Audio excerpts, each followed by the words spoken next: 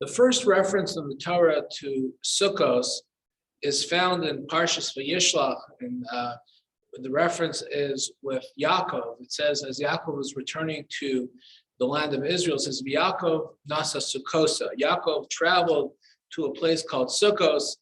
Vayiben lo bayis, it says he built a home there, Lumikneu asa Sukos, and to his cattle, to his livestock, he made huts, he made shelters. Alken karashem hamakom Sukos, and therefore he referred to the location as Sukos.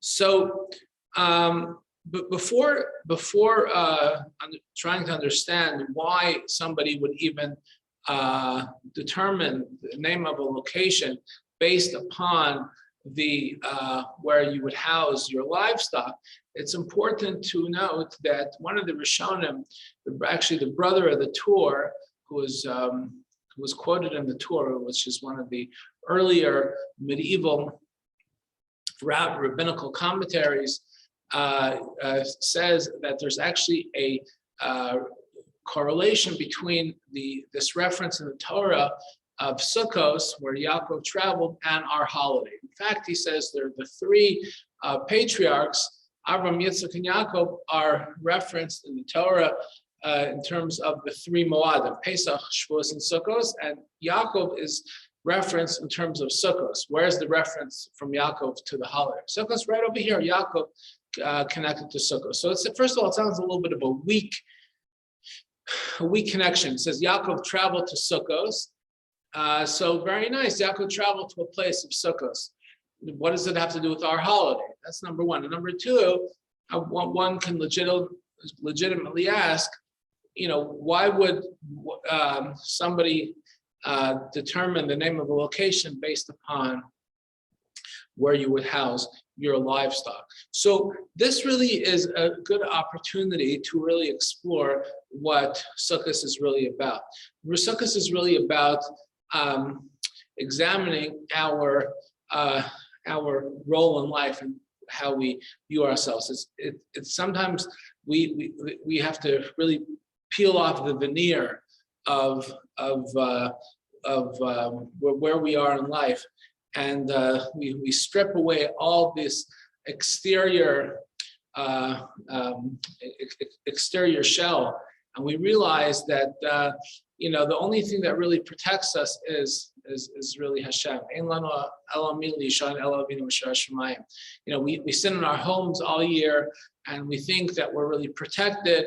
And the truth of the matter is we go out from our home 7 days a year, and there's only the flimsy schach protecting us. And the deeper message is that there's only really a flimsy schach the entire year.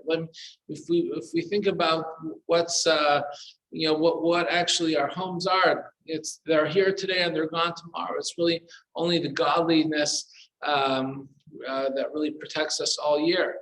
So we have this illusion that we're really protected all year, but the truth of the matter is it's not the external trappings, the physical trappings that protect us, it's the godliness.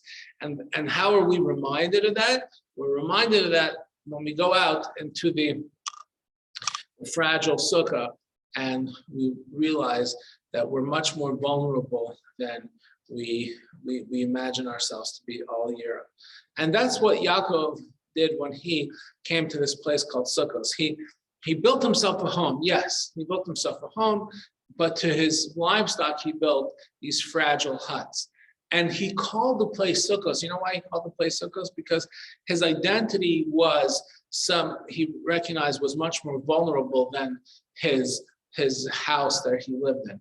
It was a much more vulnerable existence, not because he was depressed, not because he was sad. It was much more vulnerable.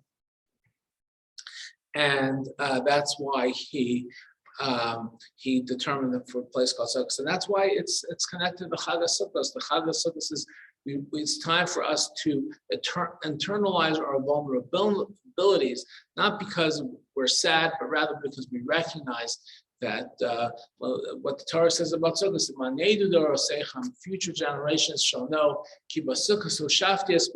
we are living in the shadow of the Almighty, just like when He took us out of Egypt, we continue to bask in His shadow and really enjoy His comfort all the days of the year. Wishing you all a peaceful and meaningful days of Sukos.